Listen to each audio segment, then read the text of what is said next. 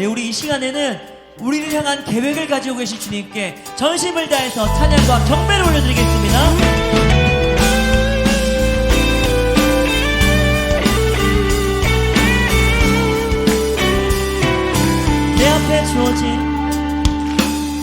내 앞에 주어진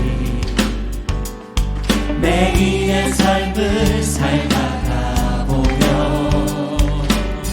그곳에 날 향한 계획 섭리가 있다네. 매 순간 나에게 매 순간 나에게 요구하시는 작은 믿음들 그곳에 날 향한 계획 섭리가 있다네. 지금 여기 계시며 말씀해 주시는 하나님 내 삶에 역사하시는 신실한 나의 하나님을 찬양해.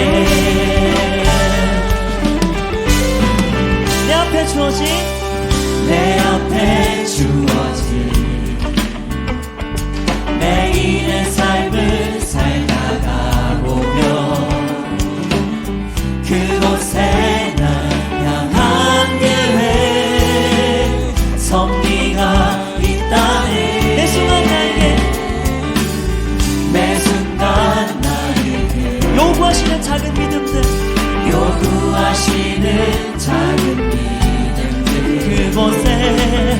그곳에 날 향한 계획 섭리가 있다네. 지금 여기 계시며 말씀해 주시는 하나님 내 삶에 역사하시는 신실한 나의 하나님 지금 여기 계시며 지금 여기 계시며 말씀해 주시는 하나님 내 삶에 역사하시는 신실한 나의 하나님을 변함이 없는 영원한 그 사랑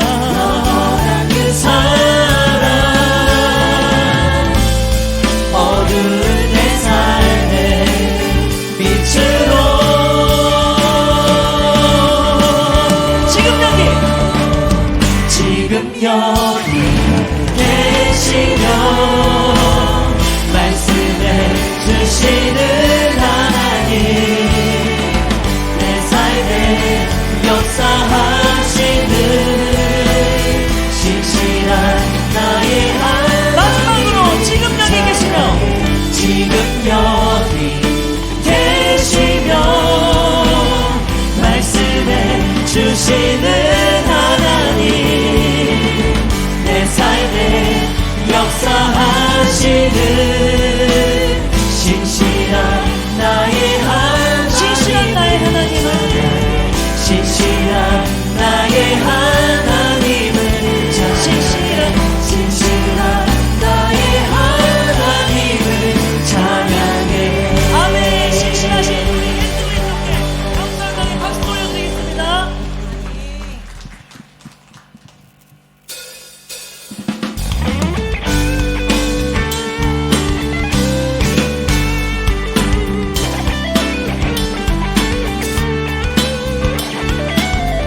주님 한 분만으로 만족하는 우리들의 삶이 되길 소원합니다. 주님 한 분만으로 주님 한 분만으로 나는 만족해. 나의 모든 것 대신 주님 찬양해. 나의 영원한 생명 되신 예수님 목소리 높여 찬양해. 다시 한번 고백합니다. 주님 한 분만으로 주님 한 분만으로 나는 만족해. 나의 모든 것 대신 주님 주님 찬양해 나의 영원한 생명 되신 예수님 목소리 높여 찬양 주님의 크신 사랑 주님의 크신 사랑 찬양해 나의 힘과 능력이 되신 주 나의 모든 삶 변화되었네 크신 주의 사랑 찬양 주님 한 분만으로 주님 한 분만으로 나는 말투 우리의 모든 것 대신 주님을 찬양합니다. 모든 것 대신 주님 찬양해 나의 영원한 생명 되신 예수님 목소리 높여 찬양 주님의 크신 사랑 주님의 크신 사랑 찬양해 나의 힘과 능력이 되신 주 나의 모든 삶 변화되었네 크신 주의 우리 이번에 목소리로만 주님의 크신 사랑 주님의 크신 사랑 찬양해 나의 힘과 능력이 되신 주 나의 모든 삶 변화되어 전심으로 크신 주의 사랑 찬양 우리 마지막으로 주님의 크신 사랑 찬양해 나의 힘과 능력이 되신 주 나의 모든 삶 변화되었네 크신 주의 사랑 크신 주의 사랑 크신 주의 사랑 크신 주의 사랑 크신 주의 사랑 찬양해 아멘. 주님 경험에 박수 올려드리겠습니다. 할렐루야. 우리 다 같이 자리에 앉아서 찬양하시겠습니다.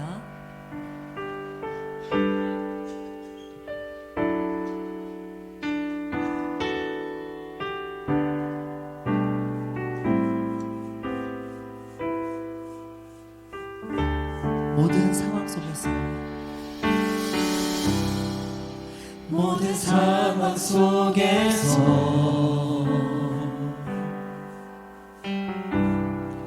주를 찬양할지라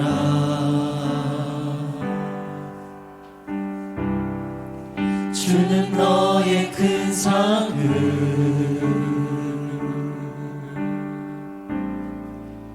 큰 도움이시라 주의 얼굴 보라 주의 얼굴 구할 때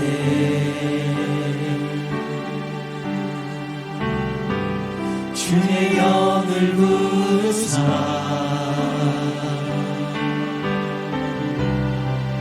크신 사랑 안에서 주를 보게 하소서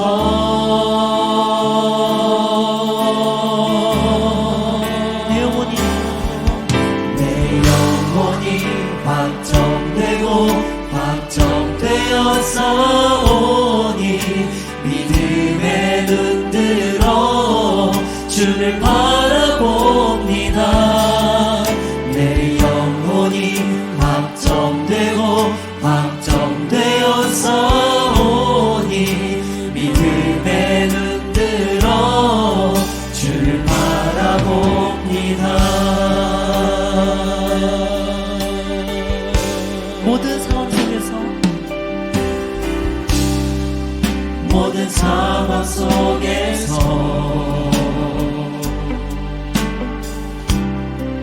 주를 찬양할지라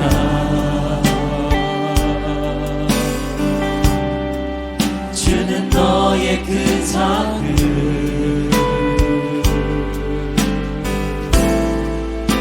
큰 도움이시라 주의 얼굴 구할 때 주의 얼굴 구할 때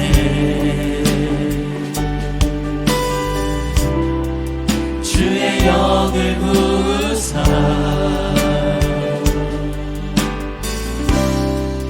크신 사랑 안에서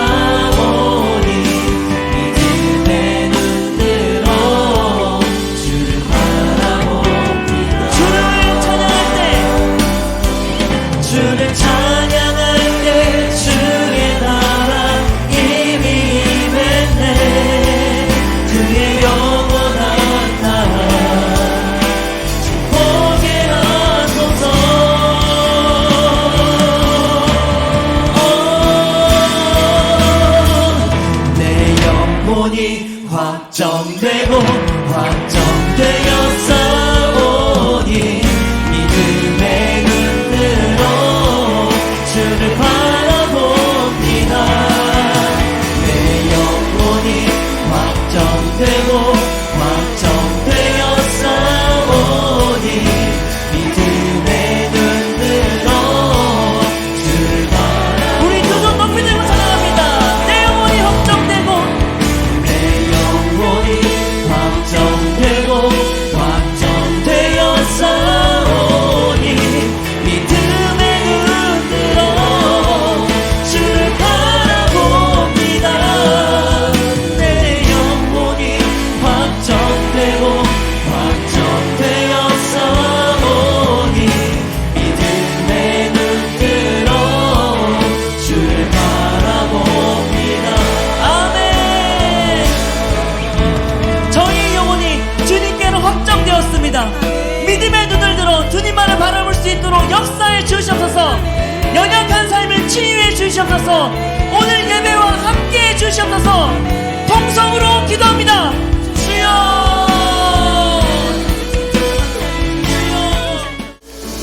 사랑과 은혜가 풍성하시고 긍휼과 자비를 아낌없이 베푸시는 존귀하신 우리 아버지 하나님, 세상의 수많은 사람들 중에서 저희들을 택하여 구원받게 하시고 하나님의 자녀 삼아주시어 이 땅에서 거룩한 백성으로 살아가게 하심을 진심으로 감사를 드립니다. 지난 한 주 동안도 믿음으로 살아내려고 애쓰는 저희들이었지만 늘 부족하고 연약합니다. 제약된 세상에 살면서 입술로 마음으로 불식간에 지은 죄 많습니다. 이러한 죄들을 긍휼히 여기시고 불쌍히 여겨주셔서 주님의 보혈의 능력으로 정결케 하사 용서받은 기쁨으로 찬양과 경배로 나아갈 때 이 시간 드려지는 예배를 통해 모든 영광을 우리 주님 받아 주시옵소서. 오늘은 우리 교회 42주년이 되는 설립기념주일 감사예배로 영광을 올려드립니다. 42년 전에 하나님의 뜻과 섭리로 우리 교회를 이 땅에 세우시고 지금까지 한결같은 사랑으로 함께하여 주시고 교회의 사명과 역할을 잘 감당할 수 있도록 인도하신 주님 은혜에 진심으로 감사드리고 찬양을 올려드립니다. 이 시대에 하나님의 뜻에 합당하고 하나님이 원하시는 방향으로 가장 멋지고 아름답게 쓰임받는 우리 교회가 되도록 역사하시고 축복하여 주시옵소서. 복음의 가치를 깨닫고 복음의 절대 능력으로 두 날개로 날아오르는 건강한 교회, 1500비전을 이루어가는 교회와 우리 모두가 되어지도록 성령께서 역사하시고 축복하여 주시옵소서. 오늘도 예배 속에서 하나님의 임재를 경험하고 치유와 감동과 축복이 충만히 임하는 은혜의 시간으로 인도하여 주시옵소서. 봄사역이 막바지에 이르러 전도 축제로 전환되어 4주간 진행되고 그동안 각 목장의 행복 모임을 통해 베스트들이 초청이 되고 복음이 전해지게 하심을 감사합니다. 6월 11일 기빈 초청 주일에 모든 분들이 초청이 되어 주님을 나의 구주로 영접하여 구원에 이르는 감격의 시간이 될 수 있도록 역사하시고 축복하여 주시옵소서. 그동안 봄사역의 열정으로 기도하고 수고와 헌신한 성도들의 흔적이 열매로 나타나게 인도하여 주시옵소서. 오늘도 말씀을 선포하실 담임 목사님에게 성령의 기름을 부어 충만케 하시고 영육을 강건케 지켜주시고 피곤치 않게 하시며 날마다 새 힘과 능력이 샘물같이 솟아나게 하여 주시옵소서. 목사님의 가정과 사역 위에 모든 필요를 채워주시사 온전히 목양에 전념하실 수 있게 축복하여 주시옵소서. 이 시간도 선포하시는 말씀의 은혜가 우리 심령 속에 풍성히 차고 넘칠 수 있게 도와주시옵소서. 또 오늘 이 예배에 함께 참여하신 원로 목사님과 사모님께서 여기에 우리 교회를 세우시고 일생을 헌신하셨는데 그 헌신이 해같이 빛나게 하시고 노예도 힘있고 건강하게 사역 잘 감당할 수 있게 축복하여 주시옵소서. 이 나라와 이 민족을 사랑하시고 축복하시는 주님, 미래가 보이지 않는 불확실성의 국제정세와 강대국들의 틈바구니 속에서 운신의 폭이 매우 좁습니다.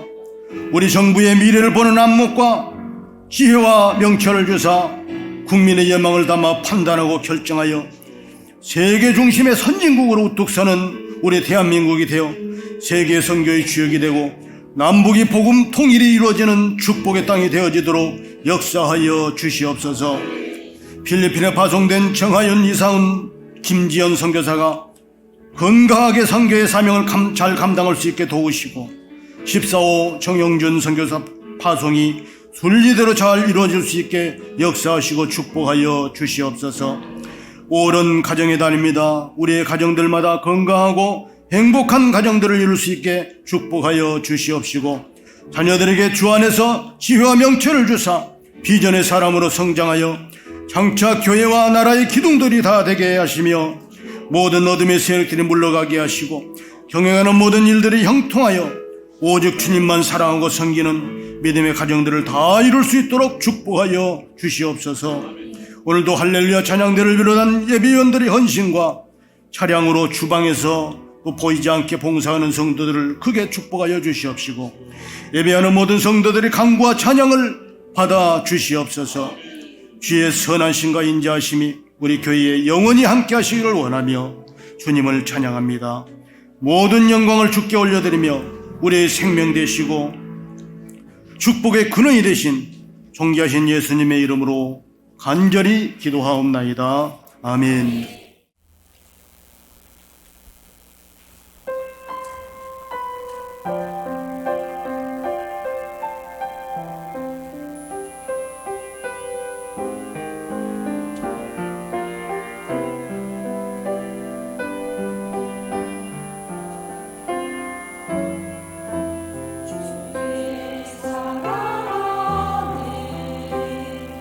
조용히 엎드리는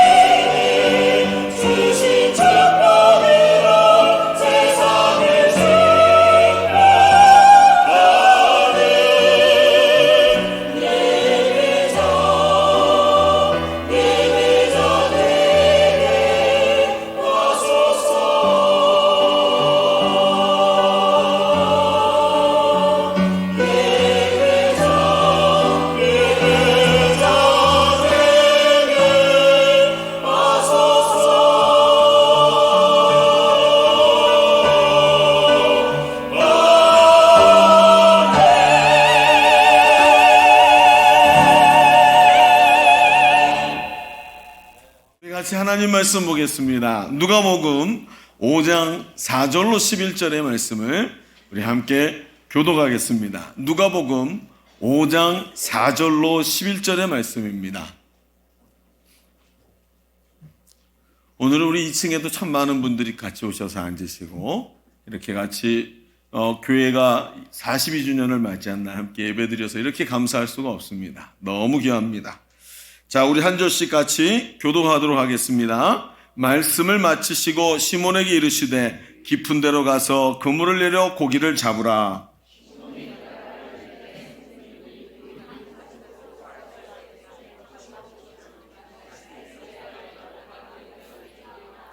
그렇게 하니 고기를 잡은 것이 심이 많아 그물이 찢어지는지라.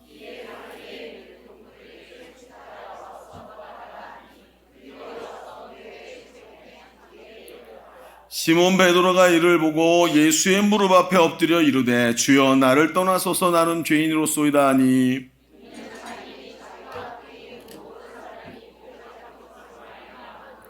세베대의 아들로서 시몬의 동업자인 야고보와 요한도 놀랐음이라. 예수께서 시몬에게 이르시되 무서워하지 말라 이제 후로는 내가 사람을 취하리라 하시니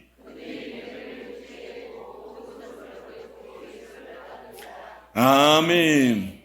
여러분 우리 교회는 5월이 되면 참 바쁩니다. 5월을 그러면 다른 교회들도 다 바쁩니다만 어린이주 주일, 어버이 주일, 설립기념주일 거기다 항상 5월에는 우리가 영원추수주일을 앞두고 복음 전도하는 이 전도축제가 한창 열리는 그런 주간이라서 더 한 달이 바쁜 것 같습니다. 그러면서 전도 릴레이, 기도 릴레이를 잘 감당하시는 것을 이번 한 주간 보았습니다. 앞에도 우리 전사님도 이야기하셨지만 이번 한 주간 제가 이렇게 내려와서 로비를 딱 걸어가면 조용할 데가 없었습니다. 그냥 기도실에서 릴레이 기도하시면서 얼마나 열정적으로 기도하시는지 그냥 기도를 열심히 하셔가지고 그 소리들이 온 교회를 울리고 또 시간만 되면 모여서 전도하러 나가시고 전도한 그 열정 가지고 사역의 현장들을 막 채워가시는 걸 보면서 너무너무 감사한 그런 시간이었습니다. 하나님이 좋은 열매로 우리에게 역사하실 줄로 믿습니다. 그렇습니다. 그런데 지난 주간에 우리 교회 한 청년이 이 전도 릴레이를 하다가 어떤 할아버지에게 백지 전도를 하고 이게 예수님을 영접하게 하려고 했답니다. 근데 영접 기도를 시작하려고 그랬더니 그 할아버지가 이렇게 질문을 하더래요. 내가 보니까 지금 당신이 나보고 예수를 믿으면 행복하다 그랬는데 내가 보니까 예수를 믿어도 불행하던데 이렇게 얘기를 하시더라는 거예요. 내가 아는 분이 교회 권사님인데 참 힘들게 사셨고 돌아가실 때도 힘들게 가셨어요. 교회 다니면 복 받고 행복한 거 아닙니까? 근데 좀 이상한 것 같아요. 그러면서 질문을 하더라는 거예요. 최소 하나님이 살아계시면 자기 백성은 잘 돌보시고 보살펴 주셔야 되잖아요 하고 이야기를 하는 겁니다. 아마 제 생각에는 이 청년 질문에 대답하기가 참 어려웠을 것입니다. 여러분 문제는 뭐죠? 최소한 그 질문하신 분의 눈에는 믿는 자가 예수를 믿지만 그 더 불행해 보이고 영적으로 높은 차원의 평안과 기쁨이 그분의 눈에는 잘 보이지 않았던 것 같습니다. 실제로 여러분 참 이런 부분은 아이러니입니다. 제가 20대 초반에 신학교를 처음 가게 됐습니다. 그러면서 신학교에 가서 제가 참 오랫동안 신학 공부를 했는데 신학교에 가서 느낀 것이 여러 가지 있었어요. 20대 초반이니까 얼마나 젊습니까? 물론 지금보다 더 이제 호리호리하고 훈남에다가 이렇게 이랬습니다만 어쨌든 그때 가서 아이러니가 있었습니다. 무슨 아이러니냐 하면 신학교에는 만학도가 많습니다. 나이가 많으셔서 그리고 이 신학 공부를 하기 위해 오신 거죠. 제가 여러분 용서하고 들으십시오. 20대 초반에 혈기 많은 청년이 본 시각을 말씀드리는 겁니다. 지금 제 생각이 아니고요. 그러니 가만히 보니까 이분들이 도대체 왜 오셨는지 모르겠는 거예요. 아니 처음부터 하나님께 순종하고 오시지 평생 나가서 딴짓하고 세상 즐기다가 이제 나이 다 되셔가지고 뭘 이런 데 오시나. 더 집 교회에서 봉사하고 헌신하시지.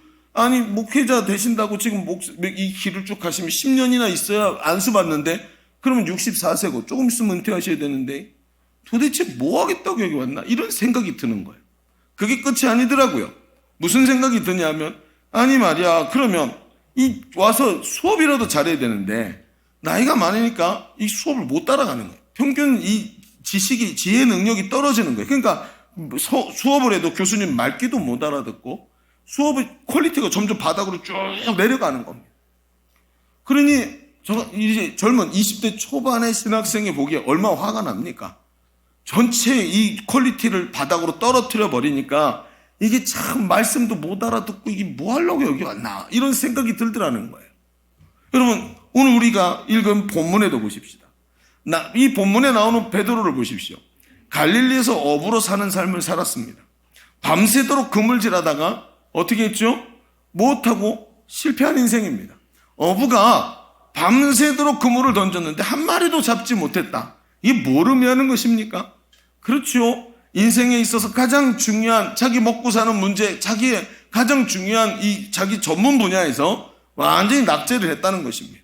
실패한 인생이라는 거죠. 주님은 그 사람에게 찾아가서 그를 제자로 부릅니다. 여러분 실제로 예수님의 제자 중에 이런 사람들이 많습니다. 과반수가 어부였고 제자들의 나머지는 세리요 또 정신이 나간 혁명가요 뭐 직업조차 밝혀지지 않은 이런 사람들이었습니다. 여러분 어떻게 생각하십니까? 교회를 가만히 보십시다. 교회를 가만히 보면 교회도 이렇지 않습니까? 여러분 그건 지금 20대 젊은이가 보는 눈입니다. 잘난 사람 하나 없고 대단한 사람 하나 없고 그저 매일같이 어디서 상처받고 어디서 열심히 사업하다가 둘러먹고 그 다음에 가슴이 아프고 갈 데 없으니까 아이고 하나님 이제야 내가 주님 봅니다 하고 돌아온 사람들이 교회에 가득 차 있지 않습니까? 여러분은 어떻게 생각하십니까? 지금 굉장히 도전적인 얘기를 말씀을 드리는 겁니다. 여러분 바울은 말입니다. 교회를 보고 이렇게 말합니다. 고린도전서 1장 26절에 형제들아 너희의 부르심을 보라. 육체를 따라 지혜로운 자가 많지 아니하며 능한 자가 많지 아니하며 문벌 좋은 자가 많지 아니하도다. 그러나 하나님께서 세상에 미련한 것들을 택하사 지혜 있는 것들을 부끄럽게 하시려고 세상에 약한 것들을 택하사 강한 것들을 부끄럽게 하시며 하나님께서 세상에 천한 것들과 멸시받는 것들과 없는 것들을 택하사 있는 것들을 폐하려 하신다. 교회가 어떤 사람들이 모였대요? 없는 것들, 천한 것들, 멸시받는 것들 그런 것들을 모아서 교회를 만들었다. 이게 누가 하는 말이에요? 바울이 하는 얘기입니다. 사도 바울이. 여러분 이런 생각이 듭니다. 진짜 이렇게 안 하면 안 되나? 20대 청년이 하는 생각입니다. 이렇게 안 하면 안 되나? 이거 말고 방법이 없나? 세상에 가면 정신 번쩍 차리고 머리 좋고 팽팽 돌아가고 매너 좋은 사람들 다 많은데 왜 하나님은 딱 이런 사람들만 다 모았고 신학교에도 이런 사람, 교회도 이런 사람, 그런 사람들만 다 모아놓고 나도 그런 사람으로 만들어 놨으니 하나님 나도 그러고 다 그러니 도대체 하나님 앞에 무슨 이 교회가 무슨 일들을 하겠습니까? 이게 20대 신학교 다니던 학생의 불평이었습니다. 여러분 오늘 우리는 설립 42주년 기념주일을 맞았습니다. 근데 우리 스스로를 가만히 보면서 참 우리가 오늘 기쁘고 즐겁고 축하할 일들을 쭉 이야기를 나눠야 되는데 오늘 한 가지 질문이 있습니다. 오늘 하나님은 왜 우리를 이렇게 부족한 모습으로 부르셨을까? 왜 우리를 이렇게 부족한 모습으로 부르셔서 이 자리에 이렇게 주님의 몸된 교회를 세우셨을까? 오늘 이 질문에 대답해 봐야 되지 않겠습니까? 우리끼리 너 좋다, 너 잘한다 이렇게 박수치고 한다고 중요한 게 아니라 오늘 하나님이 우리 이 부족한 자들을 왜 여기 불러 모으셨고 왜 이렇게 교회로 세우셨으며 세상에 멸시받는 것 천한 것들을 왜 교회로 부르셔서 하필이면 교회의 본질 자체를 그렇게 만드셨는지를 우리가 좀 같이 깊이 봅시다. 그리고 오늘 우리 자신의 모습에 자부심을 가지고 하나님 부르심 앞에 설 수 있는 그런 담대한 예일교회가 되어야 할 줄로 믿습니다. 그래서 오늘 이 말씀을 좀 가지고 우리 하나님 앞에 서기를 바랍니다. 주보 3면을 펼쳐보시면 오늘 이 말씀의 제목은 예일교회 다니면 행복하나요? 라는 제목으로 같이 이야기를 하실 텐데 오늘 두 가지만 간단하게 좀 보면 좋겠습니다. 왜 하나님은 이렇게 부족하고 연약한 우리를 교회로 부르셨을까요? 첫 번째, 이렇게 생각해야 됩니다. 주님은 우리를 높은 가치로 부르고 계십니다. 어떻게 부르고 계신다고요? 높은 가치로 부르고 계십니다. 여러분 오늘 우리가 읽은 말씀을 봅시다. 오늘 베드로는 말입니다. 밤새 고기를 잡으며 조업을 했습니다. 그러나 물고기를 하나도 얻지 못했습니다. 어떻게 이런 일이 일어날 수 있을까요? 그런 날도 있는 거지. 아닙니다. 잘 들어보십시오. 성서 고고학자들이 가버나움에서 베드로의 집터를 찾아냈습니다. 고고학이 대충 이렇게 쪼가리나 찾아갖고 이게 그건가 이렇게 생각하는 거라고 생각하시면 안 됩니다. 굉장히 정확합니다. 여러분 이 사람들은 말입니다. 땅을 파면 그 시대의 층이 따다다닥 나옵니다. 그래서 한 겹을 거쳐내면 200년 전, 한 겹을 걷어내면 500년 전, 한 겹을 걷어내면 700년 전. 왜 그럴까요? 같은 성이 무너지면 성을 다시 돋구고 그 위에다가 또 집을 세웠기 때문에 그 돋궈진 이렇게 높은 성을 걷어내면 그 밑에 걷어낸 만큼 그대로 그 시대의 층이 나옵니다. 그러니까 날짜가 정확한 거예요. 그리고 그렇게 해서 찾아내는 것이죠. 자, 가버나움이 어디입니까? 베드로가 있던 곳이고 예수님이 사역을 시작하신 곳입니다. 그런데 그 가버나움에 베드로의 집터를 찾았어요. 그리고 그 집터에서 뭘 찾았는 줄 아십니까? 처음엔 작은 집이 옆에다가 계속 방을 늘려가지고 큰 집터를 만들어 놓은 데를 찾은 거예요. 여러분 그 시대를 쫙 펼쳐보면 가버나움에 그렇게 할 수 있는 데는 베드로의 집밖에 없습니다. 엄청나게 많은 사람들이 모여들었고 예수님의 사역 기지였기 때문에 그렇습니다. 그런데 그 집터에서 생선 가공 시설을 찾아냅니다. 다른 말로 고기를 너무 많이 잡아서 그것을 가공해서 파는 기업을 가지고 있었다는 것입니다. 이 말은 신빙성이 성경을 통해서도 증명이 됩니다.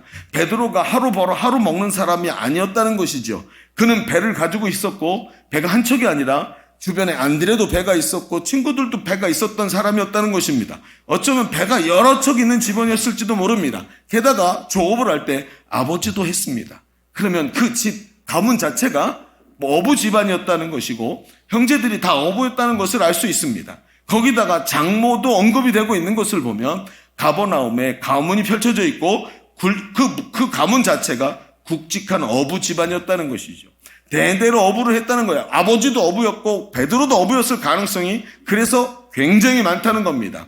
그러니 여러분 생각해 봅시다. 한 마리도 잡지 못하고 그물을 씻는 베드로는 지금 우리말로 하면 조상님께 면목이 없는 겁니다. 참담한 심정인 겁니다.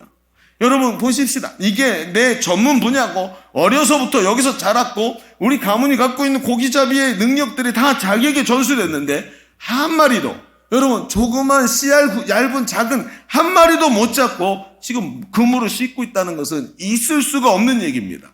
그런데 그렇게 실패한 베드로에게 예수님이 찾아가십니다. 그리고 그의 배를 청해서 그 위에 올라서 무리를 가르치십니다. 그럴 법한 게 그 당시는 말이죠. 물이 제일 낮고 그리고 물에서부터 멀어질수록 높아지지요. 그러니까 물 위에다가 배를 띄우고 예수님이 거기 앉고 수많은 군중들이 물 바깥에 앉으면 그게 뭐가 되죠? 마치 극장처럼 청중석이 점점 높아지니까 여기서 말을 하면 마이크가 없이도 다 들리는 겁니다. 그러니까 이런 식으로 그 당시 선생님들이 많이 가르쳤다는 것이죠. 그러니 예수님도 그 자리에 딱 앉으셨습니다. 베드로의 배를 청하셔 그 위에 앉으셨다는 것이죠. 여러분 베드로는요 어쩌면 그 자리를 떠날 수 없었을 것입니다. 여러분 베드로는 3번이나 예수님이 부르셨었지요. 자기 형제인 안드레를 통해서 형 내가 지금 메시아를 만났다 가보자 그러고 갔었습니다. 두 번째로는 그래도 부르지 않으니까 장모가 열병을 앓으니까 열병을 찾아오셔서 고쳐주셔서 예수님의 능력을 또 보여주십니다. 2번이나 예수님 만났지만 베드로는 예수님 따라가지 않았습니다. 그러니 예수님 어떻게 하실까요? 베드로에게 찾아오셔서 그 배 위에 딱 걸터 앉으셔서 가르치고 계시는데 내 배니까 가지를 못하고 뒷정리해야 되니까 거 앉아가지고 하나님의 말씀을 예수님의 말씀을 그 능력 있는 말씀을 듣습니다. 베드로는 말씀을 듣다가 복음의 충격을 받습니다. 이야 이분이 진짜 우리 안드레가 말한 대로 메시아가 아닐까? 대단한 분이시구나 하고 생각을 하는데 갑자기 예수님께서 베드로를 탁 지목하십니다. 베드로야 깊은 데로 가서 그물을 던져라. 여러분 생각해 봅시다. 갑자기 마음에 감동이 돼서 하나님 말씀을 듣고 있는데 예수님이 갑자기 내 삶에 대해서 탁 지목을 하십니다. 너 밤새 실패했지? 그치? 저 가서 그물을 깊은 데 가서 던져라. 여러분 갈릴리는 내 나와바리입니다. 나와바리. 그치요? 여러분 어디에 고기가 많은지 다 압니다. 여러분 물고기가 어디 많습니까? 그렇죠. 저쪽에서 요단강에서부터 흘러들어오는 물줄기 쪽에 공기가 많으니까 그리로 모이는 게 당연한 겁니다. 그런데 예수님이 정반대 얘기를 합니다. 저 물고기 잘 안 잡히는 데 가서 깊은 데 그물을 던지랍니다. 여러분, 어려서부터 빠삭한데 나도 밤새도록 그물을 던져 하나도 못 잡았는데 이상하지요? 예수님이 말씀하시니까 무엇에 홀린 듯이 그 말씀에 내 마음이 의지가 되기 시작하는 거예요. 예수님이 이건 아닌데 라고 생각했지만 예수님이 말씀하시니까 그 능력 있는 말씀을 가지고 계시는, 그 능력 있는 예수님께 의지하고 그 말씀을 의지하니까 용기가 나기 시작합니다. 그리고 명령하신 대로 그물을 던져서 잡았는데 갑자기 있잖아요, 밤새도록 어디가 있었던지 알지 못했던 그 물고기들이 그 깊은 데서 반상회를 하다가 다 잡혔어요. 거봐, 여기서 반상회하면 안 된다 그랬잖아. 싹 잡힌 겁니다. 그물을 딱 끌어당기는데 당겨지지가 않는 겁니다. 그런데 여러분, 그것을 보면서 베드로가 뭘 깨닫습니까? 깊은 충격을 받습니다. 예수님이 너무나 위대하신 하나님이 보내신 분이라는 것을 깨닫기 시작합니다. 그리고 뒤로 다 모든 걸 뒤로 하고 그분 발 앞에 엎드려 자신이 죄악되고 연약한 존재임을 고백합니다. 오늘 말씀의 8절에 말합니다. 시몬 베드로가 이르되 보고 예수의 무릎 앞에 엎드려 이르되 주여 나를 떠나소서 나는 죄인이로소이다 하고 고백을 합니다. 이때 시몬 베드로의 마음에 무슨 생각이 있었을까요? 내가 평생을 제일 잘하는 일이라고 생각했고 여기 내 자부심이 있는 것인데 내 인생 전체를 설명해 주던 실력 있는 어부라는 이 인생의 기둥이 송두리째 흔들려 버린 것입니다. 이게 뭔가 싶습니다. 지금까지 성공한 인생처럼 보일지 모르지만 결론적으로 모든 것이 연약한 나 하나에게 딱 걸쳐 있었으니 내가 실패하니까 인생 전체가 실패한 것으로 보이기 시작합니다. 한순간에 이게 아무것도 아니구나, 내가 아무것도 아니었구나, 나 하나 무너지고 내가 오늘 실수하고 나니까 내 인생 그렇게 내가 자부심 갖고 있던 거 한 방에 다 무너지는구나, 이게 아니구나. 그렇습니다. 여러분, 인생의 가장 큰 문제가 무엇입니까? 누구나 인생이 한때라는 것입니다. 한때. 그렇게 자랑스럽게 생각했던 것도 한때요. 그렇게 멋진 능력과 잘생긴 외모와 가지고 있던 재력과 힘도 한때요. 젊음도 한때요. 인생이 다 한때라는 것입니다. 성경이 뭐라 그럽니까? 이 또한 지나갈 것이라는 거 우리에게 이야기하지 않습니까? 밤새도록 일을 해도 안 되는 순간이 딱 온 겁니다. 여러분, 내가 아무것도 아니라는 것을 깨닫는 순간이 폭풍우같이 휘몰아치던 인생에 찾아옵니다. 그러니 그 폭풍우 속에서 막 힘쓰던 것이 갑자기 모든 것이 잠잠해지더니 아무 소리도 들리지 않고 나 자신이 보입니다. 아무것도 아니었구나. 나는 아무것도 아니었구나.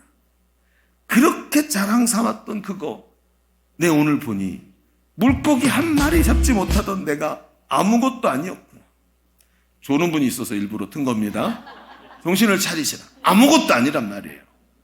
낮은 가치와 낮은 목표, 지금까지 내가 살고 있던 나의 삶이 너무나 낮은 가치와 낮은 목표로 참을 수 없는 가벼움이 내 속에 있는 걸 보기 시작합니다. 너무나 가벼운, 너무나 낮은 가치와 인생의 낮은 목표로 살아왔구나. 그런데 그 순간 주님이 베드로의 인생에서 가장 기념비가 될 만한 중요한 말씀을 하시죠. 10절을 보십시오. 예수께서 시몬에게 이르시되 무서워하지 말라. 이제 후로는 내가 뭐 하리라고요? 그래서 다른 성경에 보니까 사람을 취하는 어부가 되게, 사람을 낚는 어부가 되게 하리라고 주님이 말씀하십니다. 주님은 그가 추구하던 인생의 낮은 가치와 낮은 목표를 깨닫게 하시고, 그리고 그곳에 낮은 곳에 내버려 두시는 것이 아니라 사람을 낚는 어부라는 높은 가치와 높은 목표로 부르시는 것입니다. 오늘 내가 절대적이라고 생각하고 목매고 있던 것이 상대적인 것이 되도록 하시고 더 고귀한 것이 눈에 보이기 시작하게 만드시는 것입니다. 그렇습니다. 여러분, 무엇입니까? 여러분, 높은 가치를 가지기 위해서 중요한 게 뭔지 아세요? 지금 내가 가지고 있어도 낮은 가치와 낮은 목표를 저 바닥에다가 버리는 일이 먼저 있어야 되는 것입니다. 별거 아니구나. 그렇게 남들에게 인정받으려고 했던 것이 별거 아니었구나. 낮은 가치였구나. 그게 별거 아니었구나 하고 생각되면서 그 낮은 가치, 그렇게 잡으려고 했던 것들을 손에서 딱 내려놔야 높은 가치를 향해서 나갈 수 있기에 오늘도 주님은 베드로를 바닥으로 내려간 자리에서 만나시는 거예요. 여러분 베드로가 무엇하고 있었습니까? 오늘도 자기 자신이 얼마나 보잘것없는 존재인지를 깨닫는 데까지 가는 게 그렇게 어려운 것입니다. 성경이 뭐라고 합니까? 세수를 세 부대에 담으라고 했는데 낡은 가죽 부대를 쫙 찢어버리지 않으면 세수를 새 가죽 부대에 담을 수가 없는 거예요. 오늘 우리의 삶을 한번 들여다보십시다. 그저 가지고자 하는 게 무엇입니까? 그저 세상에서 남들처럼 되고 싶어서, 남들이 가지고 있는 거 가지고 싶어서 낮은 가치와 낮은 목표를 가지고 그걸 바락바락 우기면서 살아가니까 거기서 자기를 발견한, 뭐를요? 한때였던 나를, 아무것도 아닌 나를. 여러분, 그걸 발견하고 나니까 그제서야 높은 가치로 부르신 주님의 부르심이 들리기 시작합니다. 내가 너를 사람을 낚는 어부, 영혼을 구원하고 하나님 나라를 확장하는 하나님의 백성, 하나님이 기뻐하시는 일꾼으로 너를 부른다 하는 높은 가치의 부름이 들리기 시작합니다. 우리는 이것을 사명이라고 합니다. 영어로 미션이라고 합니다. 여러분, 그렇습니다. 사람이 사명이 있는 것과 없는 것은 큰 차이를 만들어냅니다. 내 인생의 가치를 바꾸는 것입니다. 그냥 먹고 마시다가 죽는 존재가 아니라 하나님께서 나를 고귀하고 소중한 존재로 부르셨음을 확신하면서 오늘도 높은 가치로 하나님 앞에서 살아가는 인생이 사명을 가진 인생이라는 것입니다. 여러분, 사명은 부담스러운 것이 아닙니다. 사명은 밤새도록 잡은 것이 없는 인생을 그물이 찢어지도록 채우시는 인생으로 뒤바꾸는 것입니다. 이것이 사명인 것입니다. 사명은 인생을 높은 가치로 부르시는 콜링인 것입니다. 인생을 송두리째 바꾸어 버리는 것이 사명인 것입니다. 여러분, 생각해 보십시오. 이 땅에서 왜 살아갑니까? 내 인생은 무엇입니까?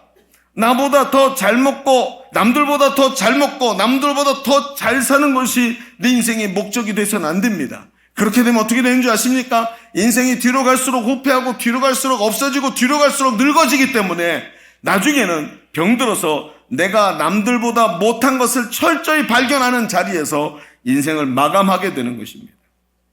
여러분, 인생의 목적이 사명이 없는 사람은 결국 내가 아무것도 아닌 자리에서 죽게 되지만, 사명을 가진 사람은 오늘도 나를 부르신 그 높은 가치를 가지고 하나님 앞에 서게 되는 것입니다. 사랑하는 성도 여러분, 하나님은 오늘 당신을 높은 가치와 높은 목표로 부르고 계시는 것입니다. 그래서 뭐 하는지 아십니까? 물고기 하나도 못 잡는 자리까지 주님이 찾아가시는 겁니다. 여러분, 제가 시작하면서 했던 이야기 기억나십니까? 제가 계속 단서를 달았습니다. 제가 20대 때 한 생각이라고. 여러분, 왜 그들이 그렇게 못나 보였는지 이제야 아는 것입니다. 왜 그렇게 우리 자신이 이렇게 부족하고 연약한지 이제 깨닫게 되는 것입니다. 무엇입니까? 여러분, 낮은 가치와 낮은 목표를 버리지 않으면 높은 가치와 높은 목표를 가질 수 없기에 오늘도 하나님은 우리를 먼저 낮은 자리로 끌고 내려가셔서 이 가치를 버리게 하시는 겁니다. 여러분, 예수 믿고 교회 다니는 삶이 아니라 오늘도 우리를 높은 가치와 높은 목표, 즉 예수님의 동역자로, 예수님의 친구로, 예수님의 제자로 우리를 부르신 줄로 믿습니다. 그저 예수 믿고 교회 문턱만 왔다 갔다 하는 사람이 아니라 주님이 내 주인이시고 주님의 뜻이 내 뜻이 되어서 주님을 따르는 높은 가치의 사람이 되어야 할 줄로 믿습니다. 여러분, 앞에도 말씀드렸지만 사실 베드로는 이미 2번이나 예수님의 부르심을 거절한 상태였습니다. 자기 형제 안드레를 통해 자극을 주시고 부르셨고 장모의 열병을 통해 하나님의 능력을 깨닫게 하시면서 부르셨지만 그는 그 부르심에 응답하지 않았습니다. 들어도 듣지 못했고 알아도 알지 못한 상태에 그대로 있었다는 것이죠. 사랑하는 여러분, 이렇게 있어서는 절대로 안 되는 것입니다. 부르심 앞에 서기를 주의 이름으로 축원합니다. 예일교회 그냥 다니는 사람이 아니라 예수님의 제자로 서서 오늘도 높은 가치의 삶을 살아낼 수 있는 성도들 되시기를 주의 이름으로 축원합니다. 자, 우리 첫 번째 얘기를 조금 정리해 봅시다. 우리는 지금까지 왜 주님이 이 실패한 인생들을 부르시는가라는 주제로 말씀을 보았습니다. 그렇습니다. 이런 말씀을 듣다가 눈치채셨겠지만 이 질문은 잘못된 질문이었습니다. 실패한 인생을 부르시는 것이 아니라 우리의 인생을 한 차원 높은 가치와 높은 목표로 부르시기 위해서 자리를 낮은 자리까지 끌고 내려가셨던 것입니다. 참된 것을 발견하고 충격을 받고 그 낮은 곳에서 예전 가치들을 버리니까 지금까지 원하던 세상이 한 차원 저 낮은 곳으로 보이면서 바울이 말한 대로 그것이 배설물처럼 버리게 되고 이제는 한 차원 높은 삶을 향해서 달려가는 사명 있는 성도의 삶이 되시기를 주의 이름으로 축원합니다. 그런데 목사님, 이런 생각이 듭니다. 무슨 생각이요? 목사님, 저도 한때는 그렇게 사명에 붙잡혔던 때가 있었습니다. 목사님 아시죠? 제가 제자대학에서 훈련받으면서 얼마나 가슴 뜨겁게 사명을 붙잡았는지. 그런데 요즘엔요, 목사님 그러지 못한 것 같아요. 제가 요즘 너무 어려운 상황 속에 있거든요. 그때는 알지 못했던 복병같이 어려움이 저에게 찾아왔거든요. 지금 직장 다니면서 너무 바쁘거든요. 목사님, 그게 잘 안 되는 것 같아요. 사명도 받긴 받았지만 한때 사명이고 한때 부르심이 아닐까요? 여러분 어떻게 생각하십니까? 우리 이 말씀을 같이 나누면서 준비하면서 가장 많이 제 마음을 울렸던 생각입니다. 물론 다 사명을 받았지만 그 사명을 그 가슴 뜨거운 하나님의 부르심 앞에 서 있지를 못하고 자꾸 우리가 이리저리 움직이더라는 거예요. 높은 가치로 부르셨지만 얼마 지나지 않아서 우리는 자신들이 왜 자신의 삶이 왜 다시 의미를 상실하고 심지어 앞에 그 노인이 이야기한 대로 심지어 불행하다고 느끼게 되는지 자리까지 가는지 왜 사람은 예수를 믿어도 불행하게 사는 그런 모습들을 자꾸 보여주는지 사명이 있고 기쁨이 있다면 목사님 말처럼 돼야 되는데 왜 그렇게 힘든지 혹시 사명이라는 것이 한때에 있는 것 아닐까요? 아닙니다. 우리가 좀 더 깊이 이야기해 봐야 할 것이 있습니다. 오늘 한 차원 높은 가치로 부르시는 사명은 그냥 부르심에 순종하는 것 그것 이상의 것이 있기 때문에 오늘 우리가 한 이야기가 조금 허술하게 느껴지는 겁니다. 그럼 뭐가 있길래요? 좀 한번 봅시다. 두 번째다 이렇게 한번 써보시죠. 높은 가치로 부르심의 중요한 것은 우리의 반응입니다. 우리의 뭐라고요? 반응입니다.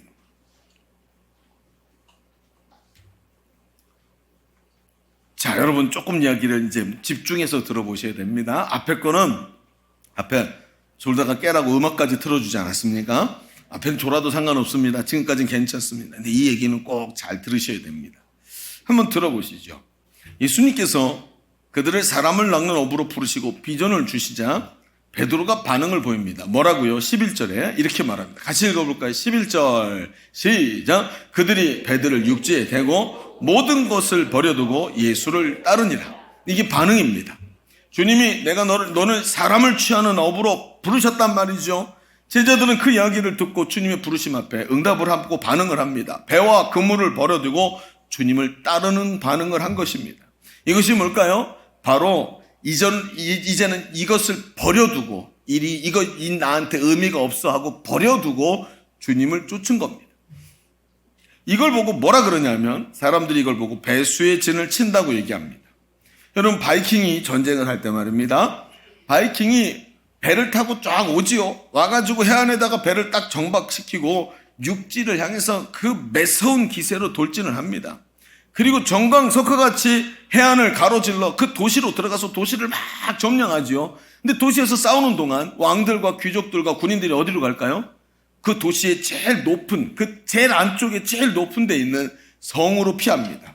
자, 이 성은 어떻습니까? 성은 요새입니다. 고지대입니다. 그러니까 고지대를 딱 차지하고 성문을 딱 닫으면 거기에 요새가 세워졌기 때문에 그걸 점령하지 않으면 그 일대를 다 점령하지 못하게 되는 겁니다. 자, 이제부터는 공성전이 벌어져야 됩니다.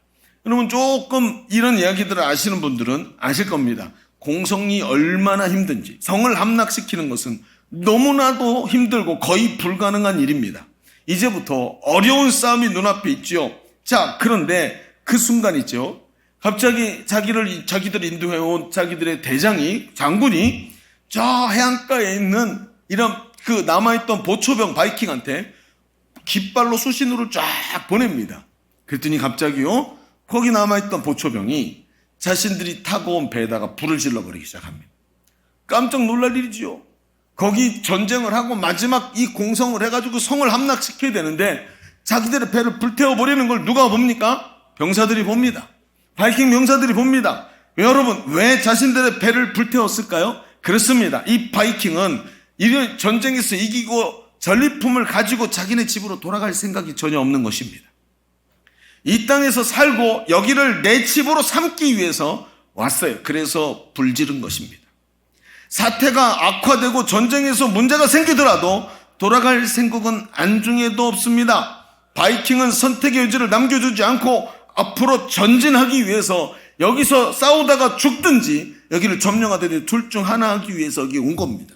그러니 여러분, 저 배를 불태우는 모습을 누구 보라고 태운 겁니까? 그렇죠. 우리 병사들 보라고 불태운 거예요. 그런데 동시에 어떤 일이 벌어지죠? 그걸 불타는 걸 누구도 봐요?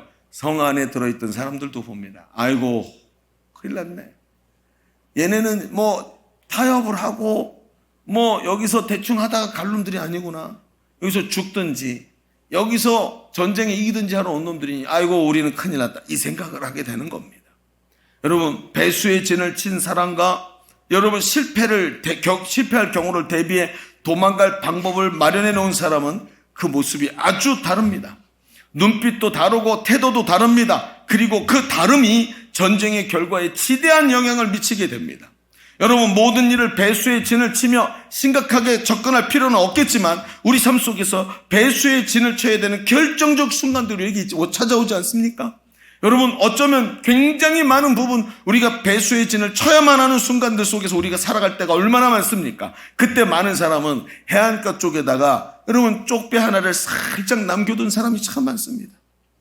배에다가 불을 질렀다고 생각했는데 저 옆에 보니까 조그만 노젓는 배 하나가 남겨놓은 것입니다. 그리고 전쟁을 하면서 계속 그 배 쪽으로 힐끔힐끔 쳐다봅니다. 전쟁에서 밀리면 저쪽 배를 타고 달아나야 되는데 저쪽 배 이 사람들 다 못하는 거 아닙니까? 그럼 나라도 타야 되겠으니까 제가 전쟁에서 죽고 얘가 죽으면 나 탈 수 있으니까 걔는 앞세우고 나를 살짝 뒷걸음질을 칩니다. 근데 다른 사람들이 다 그쪽 배를 보면서 다 뒷걸음질을 치는 거예요. 여러분, 어떻게 됐을까요? 여러분, 어떻게 됐을까요? 그 국리가 머릿속에 맴돌던 그 사람들이 그 배가 한쪽에 마련해 놓는 그 순간부터 전쟁의 승패는 이미 정해진 거나 마찬가지인 것입니다. 그렇습니다. 여기서 판가름이 나는 것입니다. 분명히 하나님께서 우리에게 높은 가치를 허락해 주셨어요. 그저 세상에서 낮은 가치와 낮은 것으로 사는 게 아니라 고귀한 가치를 위해서 오늘도 그것을 위해서 모든 것을 내려놓고 희생하고 대가를 지불할 수 있는 준비가 되었느냐 하는 것입니다. 이 가치가 얼마나 중요한 건 줄 모르면 오늘도 어떻게든 문제만 생기면 배 타고 도망갈 생각하는 사람들로 변하는 것입니다. 그러나 이 가치가 얼마나 고귀한 가치인지를 알면 그 높은 부르심을 위해서 대가를 지불하고 배수의 진을 치는 것이 사람이라는 것입니다. 예수님은 이것과 동일한 이야기를 하셨습니다. 마태복음 13장 44절에 보면 이런 말씀이 있어요. 같이 한번 읽어볼까요? 자, 같이요. 시작. 천국은 마치 밭에 감추인 보화와 같으니 사람이 이를 발견한 후 숨겨두고 기뻐하며 돌아가서 자기 소유를 다 팔아 그 밭을 샀느니라. 여기 농부한 사람이 있습니다. 땅을 일구는데 이게 내 땅이 아니라 주인에게서부터 소작을 받았습니다. 마지막 가을에 경작한 것 가지고 일부만 주인에게 주면 되기 때문에 이 땅은 그저 내가 얻을 것만 얻으면 되는 거였어요. 그런데 밭을 파고 그 경작을 하다가 갑자기 밑에 뭐가 떵 하고 걸리는데 땅을 파보니까 그 안에 누군가 난리통에 그 피난을 가다가 어마어마한 금괴 같은 것들을 그 땅 속에다가 깊이 묻어놓고 그리고 갔는데 못 돌아온 거예요. 그리고 거기에 묻혀져 있는 보물을 아무도 몰랐는데 내가 오늘 발견하게 된 겁니다. 그걸 보니 얼마나 많은지, 이걸 그러면 얼마나 기뻤을까요? 그런데 이 보화를 꺼내지 않고 다시 뚜껑을 다 닫고 다시 묻습니다. 그리고 뭐 하지요? 그리고 돌아가서 자기가 가지고 있는 소유를 다 팝니다. 그래서 요즘에 아이들이 부르는 노래 중에 이 구절 갖고 노래를 부르죠. 뭐 팔았대요? 냉장고 팔고 차 팔고 텔레비전 팔아서, 그렇죠, 가진 거 다 팔아서 이 밭을 사서 자기 소유로 삼았다. 어떤 대가를 지불하더라도 이 밭을 내 것으로 삼아야 된다는 거예요. 여러분, 이 유대인들은 아주 소유의 개념이 확실합니다. 이 밭에서 나온 건 네가 발견해서 이 밭 주인 겁니다. 그러니 어떻게 됩니까? 이 귀한 걸 발견하니까 그걸 얻기 위해서 밭에다가 값을 치르기 시작합니다. 대가를 지불하고 이 거래를 돌이킬 수 없도록 공증을 세우고 도장을 찍고, 그리고 등기부 등본에 내 이름이 딱 기재된 다음에 가서 뚜껑을 여는 거예요. 돌이킬 수 없도록 배수의 진을 치고 그 소중한 것을 내 것으로 삼는 겁니다. 여러분, 한 목사님이 이런 얘기를 합니다. 이분이 부르심을 받기 전에, 하나님 앞에 목회자로 부르심을 받기 전에 건축기사로 살았다고 합니다. 그리고 목회자로 잘 사역을 하셨어요. 그런데 목회자로 사역하는데 저 목사님 책상 서랍 저 안쪽에 건축기사 자격증이 그대로 있었다고 합니다. 무슨 문제가 되겠습니까? 옛날에 그렇게 살았지 하고 기념품으로 가지고 있으면 되죠. 그런데 문제가 생깁니다. 어떻게 해요? 시험이 찾아오고 고난과 위기가 찾아오니까 그때마다 서랍을 들여다보는 겁니다. 그 서랍 속에 들어있던 건축기사 자격증이 이야기를 하기 시작합니다. 뭘 겁내? 하다가 목회 실패하고 안 되면 다 걷어치우고 다시 밥벌이 하면 되지. 너 그 잘하잖아. 너 머리 좋잖아. 이야기를 하더랍니다. 뭘 겁내? 응? 교회가 시험 들어서 네가 그 사람도 얼마나 섬겼어. 근데 섬겼는데 배은망덕하게 목사님은 그렇게 해놓고 말이야. 그거 괜찮아. 다 뒤집어 엎어. 그리고 다시 가자. 이렇게 얘기를 하더라. 얼마나 기가 막힙니까? 그리고는 있잖아요. 거기다가 이거 안 하면 내가 먹고 살 게 없겠어. 이런 생각이 들기 시작하니까 거기다가 마음의 위로를 두고 마치 보험 들어놓은 것 마냥 최후의 보루를 삼아서 해안가에 남겨놓은 쪽배처럼 이것이 자기에게 큰 걸림돌이 되는 것을, 시험이 되고 위협이 되는 것을 이 목사님이 느끼셨대요. 그래서 어떻게 했을까요? 그 목사님이 그 자격증을 꺼내서 찢어버리고 불태워버리고 나서야 자기의 마음이 전심으로 하나님께 가더라는 것입니다. 그때부터 성령이 역사하시고 그때부터 삶이 변화되기 시작하는 것입니다. 여러분, 물어봅시다. 여러분 어떠십니까? 대가를 지불하고 있습니까? 배수의 진을 치고 내가 받은 이 가치가 소중한 줄 알고 다시는 뒤돌아가지 않겠다고 하면서 앞만 보고 달려가십니까? 틈만 나면 어디론가 가서 내 옛날 육신의 정욕들과 내가 원하는 것들을 채우려고 돈 몇 푼 그렇게 벌겠다고, 그렇게 자기 자존심 한번 챙겨보겠다고, 그리고 혹시 달려가는 것은 아닙니까? 마음을 전심으로 하고 대가를 지불해야 되는데 그걸 지불하지 않으니까 고귀한 것들이 마치 말입니다. 휘발유가 하늘로 날아가듯이 다 날아가 버리는 거 아닙니까? 이런 얘기를 합니다. 목사님 이상해요. 제자대학에서 그렇게 은혜 받고 그렇게 헌신을 다짐했는데 사역의 현장에 가니까 잘 안 돼요. 이론대로 안 되는 것입니다. 여러분, 이론대로 안 되는 게 문제일까요? 아니면 못하고 있는 내가 문제일까요? 한번 생각해 봅시다. 오늘 춤을 배우러 갔습니다. 제가 탱고를 배운다고 하면 생각해 보시죠. 탱고. 딴딴딴딴 따다다. 그렇죠? 더 이상 안 하겠습니다. 탱고를 배웁니다. 과연 선생님이 탱고를 잘 가르쳐 줬습니다. 자, 그럼 한번 가르쳐 줬으니까 따라 해야죠? 할까요? 못 할까요? 저는 몸치입니다. 못 따라 합니다. 그러면 선생님이 잘못 가르쳐 준 걸까요? 아니면 내 허리가 굳은 걸까요? 내 허리가 굳은 겁니다. 이론대로 안 되고 가르쳐 준 대로 안 되는 이유가 뭘까요? 그렇지요. 나의 변화가 필요한 겁니다. 가르쳐 준 대로 하고 있는 그 사람들이 벌써 그 일을 위해서 자기를 부인하고 사역 현장에서 10년씩 15년씩 뼈를 깎는 변화를 이뤄내서 거기서 셀리드로 서 있는 겁니다. 그래서 믿음으로 선 겁니다. 배웠습니다. 훈련받았습니다. 그 다음에 어떻게 해야 되죠? 거기다 가치를 지불하고 가치를 깨닫고 대가를 지불하면서 내 옛 성품과 습관과 이런 것들을 깎아내기 위해서 자기를 부인하고 오늘도 자기 십자가를 지면서 계속 그 길을 달려가야 되는, 예수를 믿는 것은 도 닦는 겁니다. 오늘도 예수를 믿었다고 오늘 내가 천국에 합당한 자가 되는 것이 아니라 오늘도 하루하루를 자기를 부인하면서 예수 그리스도를 닮아가기 위해 이미테이션 크라이스트, 예수님을 흉내내고 모방하면서 오늘도 자기를 부인하고 달려가는 삶이 일어나야만 하는 것입니다. 그걸 위해 뭐 해야 된다고요? 가치를 깨닫고 대가를 지불하면서 배수의 진을 치고 달려가는 게 필요한 것입니다. 배를 불태우는 배수의 진이 있어야 합니다. 사명을 받은 사람이 사명을 향해 올인하고 대가를 지불하지 않으면 바울이 말하는 대마처럼 세상을 사랑해서 주님을 버리고 세상으로 가버리게 되는 것입니다. 사명을 버리고 세상으로 가더라는 겁니다. 실로 베드로는 그렇게 그물과 배를 버리고 사명을 붙잡고 예수님 제자가 되었지만 고난이 오자 여지없이 흔들립니다.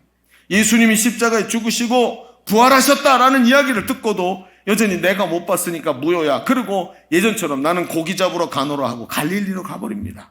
요한복음 21장 3절을 보십시오. 이렇게 말합니다. 시몬 베드로가 나는 물고기 잡으러 가노라. 지가 먼저 말해. 지가.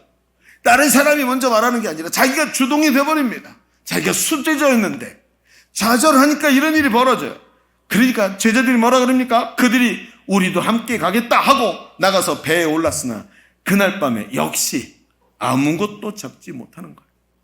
기가 막힌 건 예수님이 여러분 뭐라 그런지 아십니까? 십자가 지시기 전에 말합니다. 뭐라고요? 베드로야, 네가 오늘 나를 3번 부인하리라. 그러나 네가 너 자신을 다시 돌이키고 너를 돌이킨 후에 형제를 굳게 해라. 네가 넘어지고 쓰러질 것이지만 너 다시 일어나서 네 형제를 세우고 다른 사람을 세워야 된다. 내가 3일 만에 부활할 텐데 먼저 갈릴리로 가서 너를 기다리고 있겠다. 예수님이 딱 얘기하셨습니다.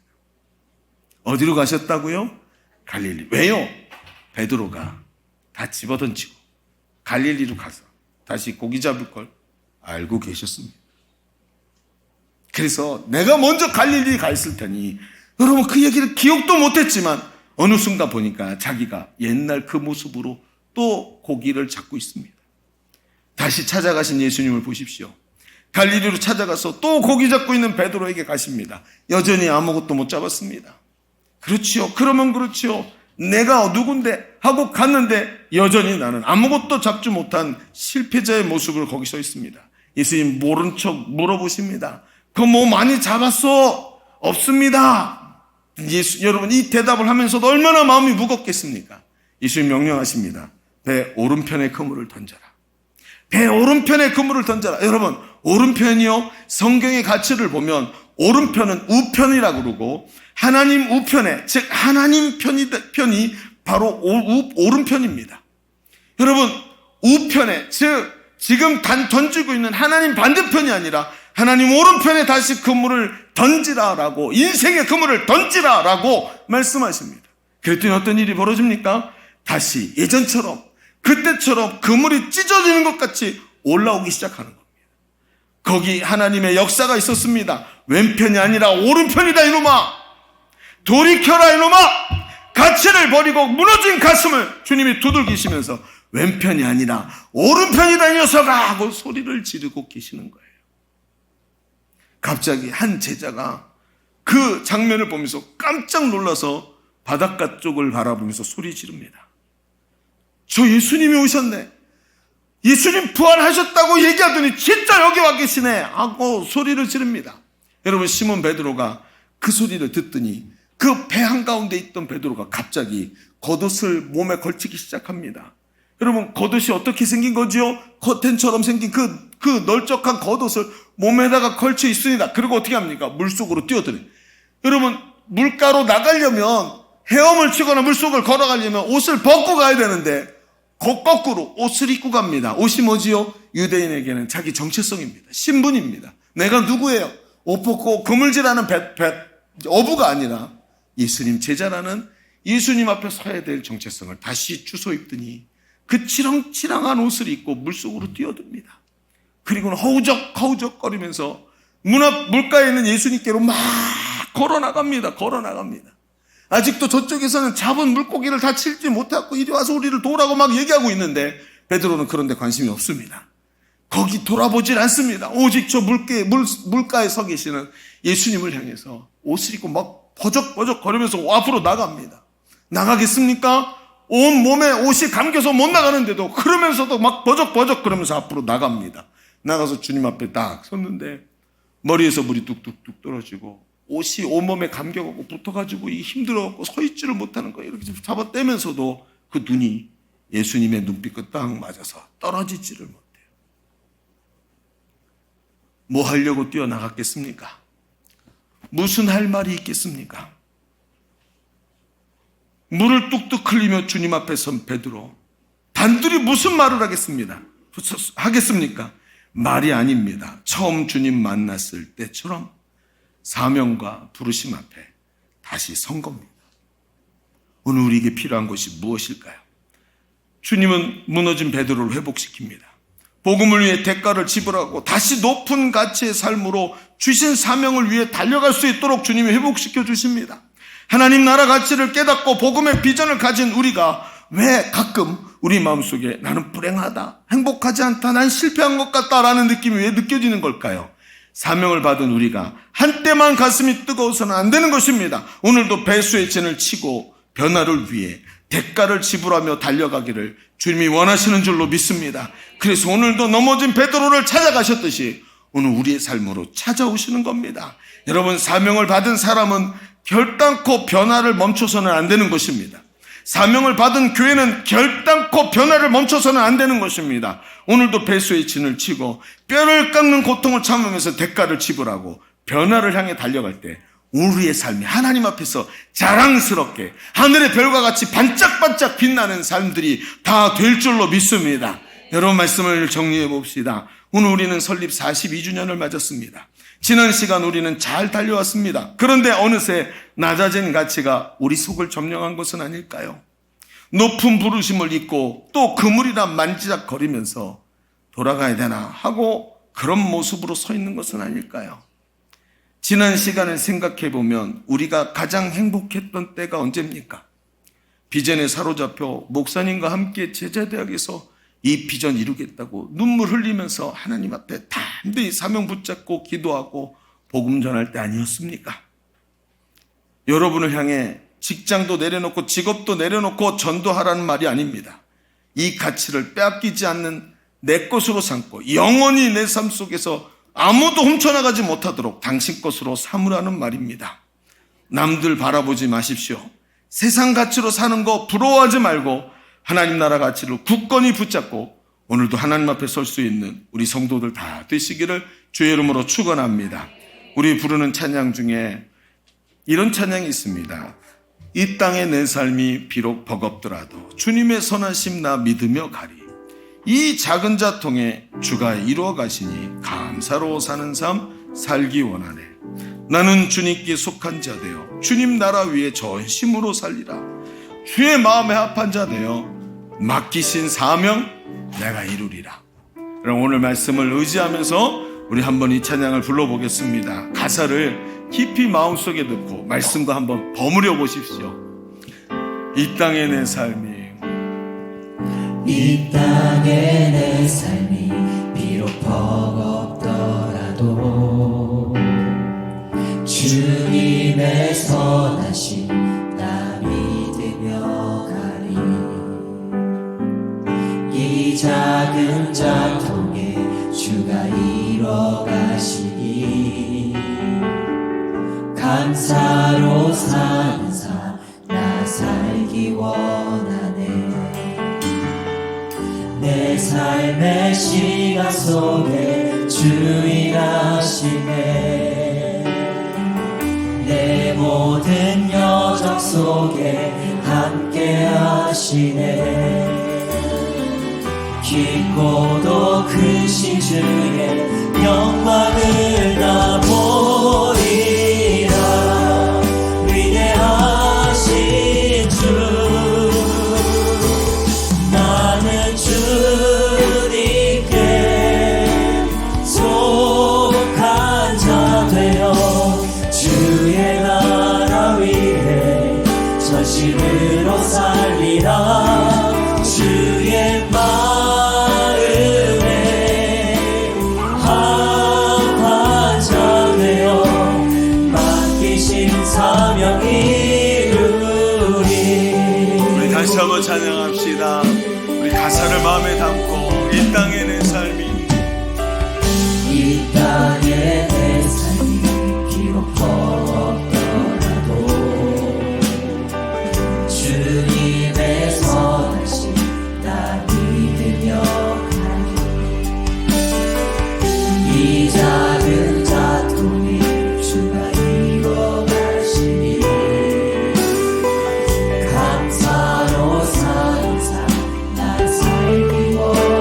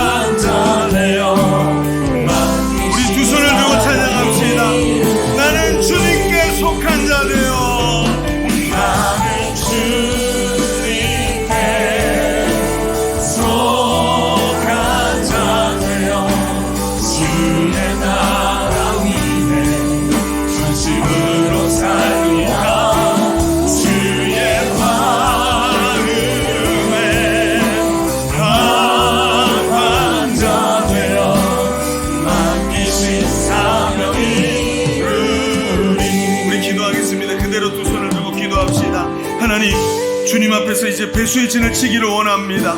하나님, 그저 아버지 어떻게든 빠져나갈 생각이나 하는 것이 아니라 오늘도 아버지 앞에서 보내주신 이 사명의 자리에서 우리 인생의 가치를 찾아내게 하여 주옵소서. 아버지 하나님, 주님 앞에 대가를 지불하며 이 길을 달려갈 수 있는 하나님께 사로잡힌 자 되게 하여 주옵소서. 기도합니다. 주여. 할렐루야. 아버지 하나님, 오늘 우리가 보여주신 이 배수의 진을 진다, 배수의 진을 진다. 우리가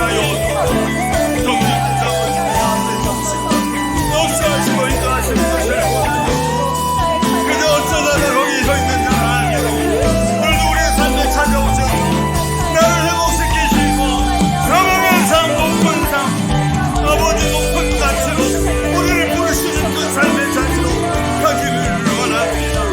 높은 자리, 아버지 하나님 높은 가치의 자리로 가가요 주옵소서. 오늘도 아버지 배수의 진을 지고 아버지 대가를 지불하며 이 길을 달려가며 주님 우리에게 맡겨주신 귀한 사명, 주의 자녀들 되게 하여 주옵소서. 하나님, 배수의 진을 치기를 간절히 원합니다. 변화되지 않아서 주님 앞에 어느 날 설 때 부끄러운 자가 아니라 하나님 앞에서 담대히 설 수 있는 주의 일꾼들 되기를 간절히 원합니다.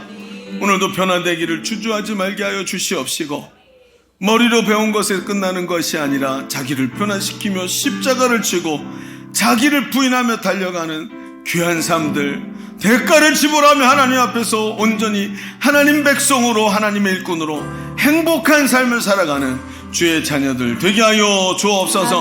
오늘 설립 42주년 예배 가운데 함께 하시는 주님, 오늘 주신 말씀 붙잡고 42주년이 하나님 앞에서 힘차게 능력 있는 삶으로 살아내게 하여 주옵소서. 예수님의 이름으로 기도하옵나이다. 아멘. 우리 하나님께 영광의 박수 올려드립니다. 아멘. 자, 우리 이 시간 찬송하면서 준비하신 예물을 하나님께 올려드리겠습니다.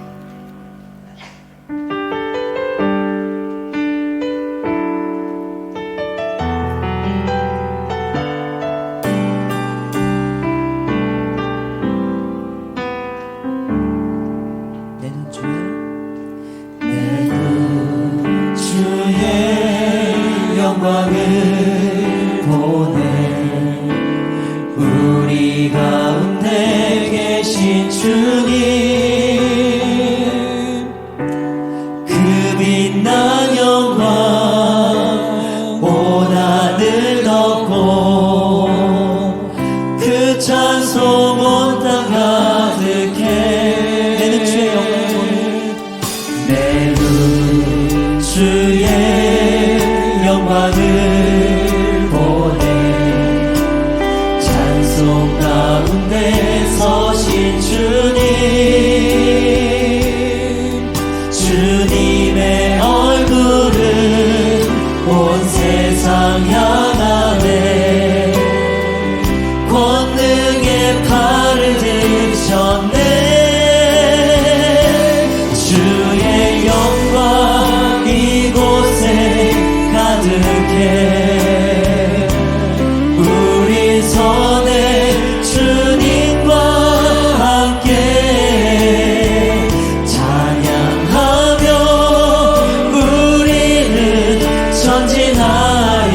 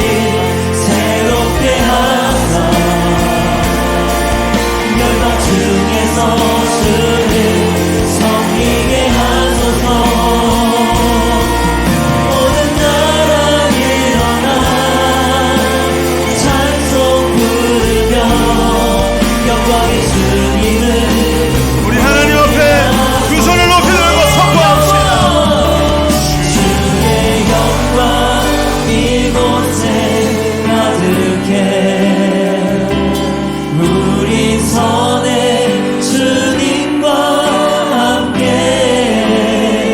찬양하며 우리를 전진하리 모든 열방 주볼 때 전심을 다해 주의 영광 이곳에 가득해 우리 손에 주님과 함께 우리는 전진하리 모든 열방 모든 열방 주 볼 때까지 모든 열방 주볼 때 모든 열방 주 볼 때까지 모든 열방 주볼 때까지 아멘. 주님께 영광의 박수 올려드립니다. 우리 드려진 예물을 위해서 기도하겠습니다. 하나님, 주님 앞에 예배하면서 하나님 앞에 예물 드린 손길들이 여기 있습니다. 빈손으로 오지 아니하고 주님 보좌 앞에 낮은 몸으로 나와서 주님의 보좌 앞 주의 발등 앞에 이 귀한 예물을 놓았습니다. 겸손히 무릎 꿇은 주의 자녀들에게 주여 두 손을 펼치시고 하나님의 능력과 권세로 덧입혀 주옵소서. 우리의 삶을 하나님 앞에 전체를 올려드렸사오니 주님 받으시고 향기 맡으시고 하늘의 풍성한 것으로 땅에 기름진 것으로 채우시는 아름다운 삶들이 되도록 하나님 역사하여 주옵소서. 돌아가는 발걸음 지키시고 한 주간도 주의 영광을 바라보며 한 주간 전도 축제 기쁨으로 감당하게 하여 주시옵시며 삶의 현장들마다 기도 응답으로 기쁘고 감사하고 행복한 한 주간이 되게 하여 주옵소서. 말씀 꽉 붙잡게 하여 주시옵시고 변화의 현장에서 주님 성령으로 도우시고 역사하여 주옵소서. 축복하오며 이제는 우리 구주 예수 그리스도의 은혜와 아버지 하나님의 지극하시고 만극하신 사랑하심과 성령님이 내주 교통 함께 하시는 은혜가 오늘 모여 예배하는 모든 권속들 머리 위에 42주년을 맞이한 주님의 몸된 교회 위에 이제로부터 영원토록 함께 계시기를 간절히 축원하옵나이다. 아멘.